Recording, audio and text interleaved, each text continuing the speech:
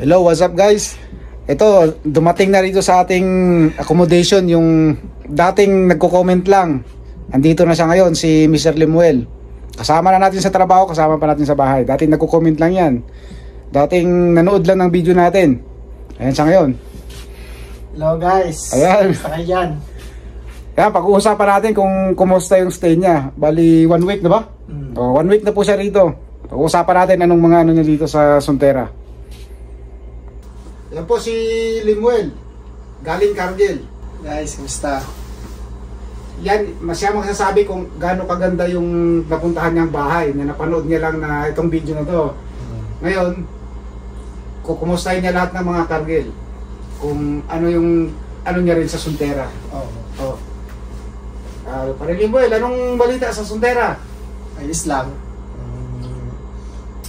Mababait naman yung mga nagtatrabaho doon.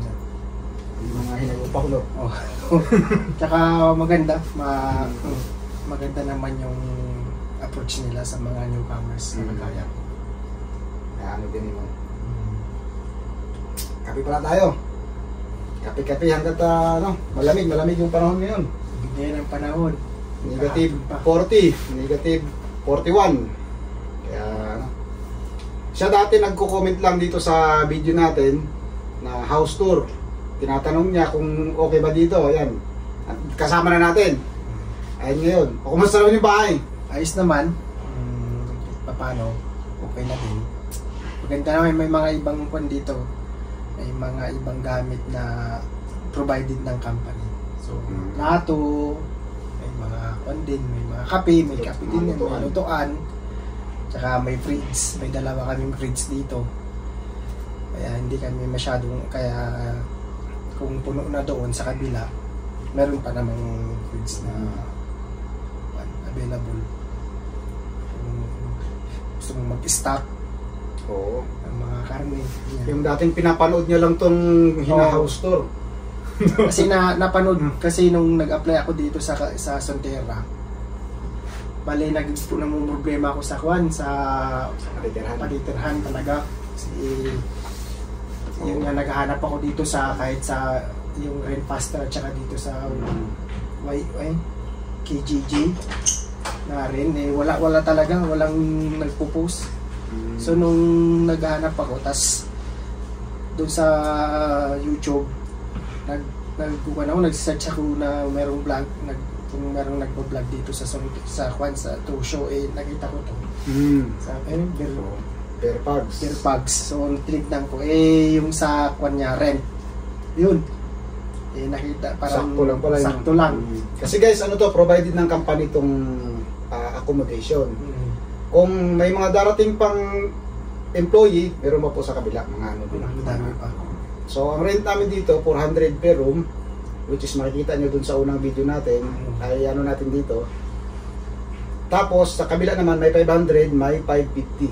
Pero magkagandahan natin sa kabila, meron sarili silang CR. Kung sila, 1 room, washroom, kasama na yun. Dito kasi common, pero malaki naman, pwede na. Saka ilan lang, di pa makapares ng oras ng pasok. Ako kasi, alas 7 yung pasok ko kasi sa harvest ako, sila sa application alas 6. No? Alas 6. So magkaibang si Kuya 7 din yan kasi QC. Kaya yun guys, kung gusto niyo mag-apply sa Sonterra, lalo na yung mga kasamahan nito dyan na Cargill. Cargill, open work permit na medyo alanganin na hindi mabigyan. Dito okay naman dito. May tutulungan naman kayo. Sa kagandahan ng Sonterra, may pathway talaga ng PR. Yung sa rural nga, yung sa Menominee dito sa True Show. So, okay naman din. May advantage at saka disadvantage din. Meron naman ganyan sa mga ibang company. So, kahit sabihin mong live dito, at least kahit paano naman okay naman ang True Show. Napaka-peaceful. Peaceful. Tsaka tahimik. Kung baga, lang, yung parang normal lang nagabukay lang sa atin. Kung taga-probinsya ka, ma-appreciate mo talaga to. Pero kung may taga-taga naman, kagaya ng misis ko, taga-yun taga-syudad yun, taga-Maynila yun. Pero gusto niya talaga ganito, tahimik. Kasi nasanay sila sa Sa subdivision. inyo, di ba, Pangasinan? Oo. Oo. Sa akin, walang problema. Live man o ano, kasi Bukidnon kami. Kaya shout out sa mga taga Bukidnon din dyan. Shout out sa mga pag taga Pangasinan Oo. sa Alaminos City. Mga kasama natin dyan. Pagka gusto nyong mag-apply, mag-message lang kayo, drop your comments, or i-contact nyo si Limuel. Siya po magpapatunay na dating pinapanood niya lang to. Dating pinanood ko yan, tapos nagulat nga ako, tapos sinabi ko sa misis ko, yun, kinontak, nag-message siya, nag-comment ako, okay na yun. Tapos tinanong ko sa HR namin, din sa Sonterra, meron nga, ayun, nandito na ako. Oo, kaya... Dali lang, nagbibigay pa sila ng mga unan, ganyan. Mm. Nagbibigay sila sa akin ng unan, mga conforter, para talagang one ka. Tapos saan ka galing? Sa Calgary, di ba? Calgary. Calgary ako galing. So, galing Cargill, Calgary. So, yung mga open work permit dyan na anytime na nandito na sa Canada, pwedeng mag-apply sa... Pwede. Oo, kahit kailangan po talaga ng tao, apply na. Oo.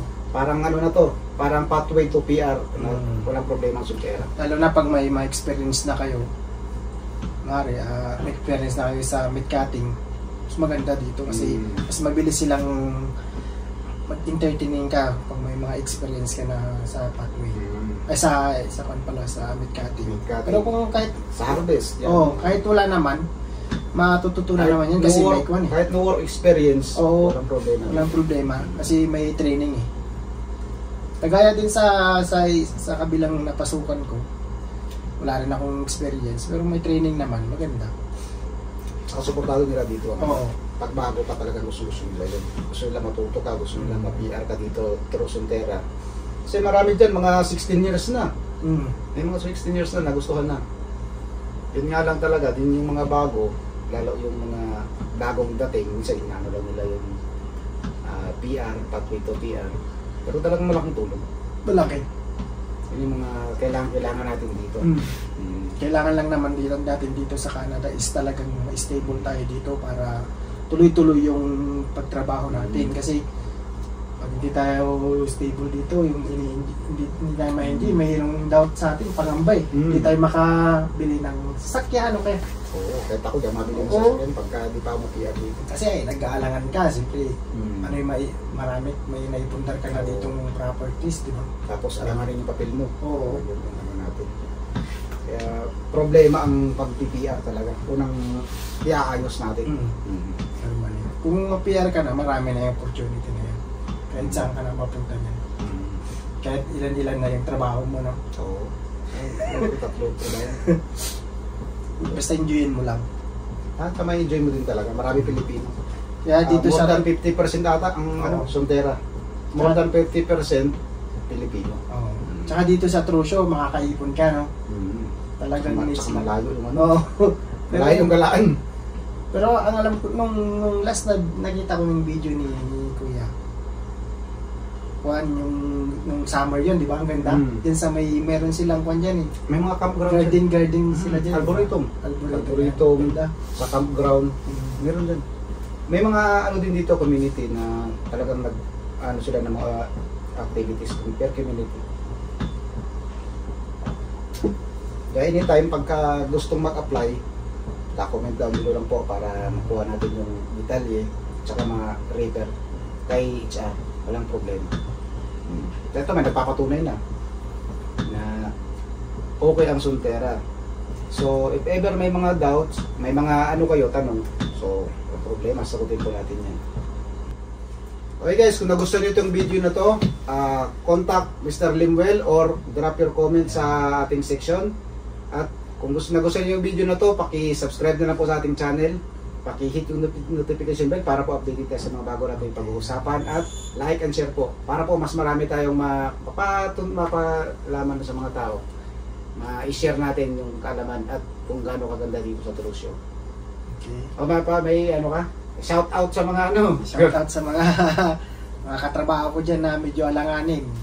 Dito medyo may pag-asa dito. So alam niyo na yun. So, salamat sa lahat. God bless. Salamat sa panonood. And bye-bye. Bye.